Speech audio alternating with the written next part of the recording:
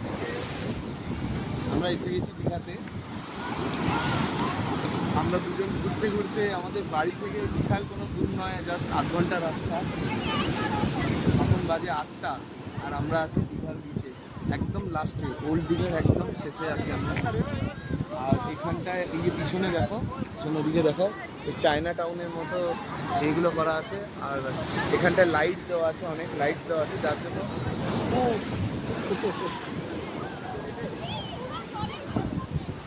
ঢেউগুলো দেখো।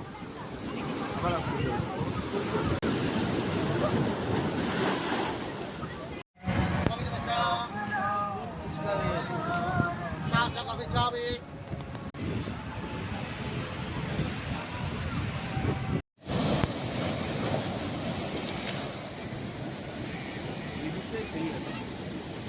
এইটা হবে, এইটা হবে, এইটা হবে, এটা হতেই হবে।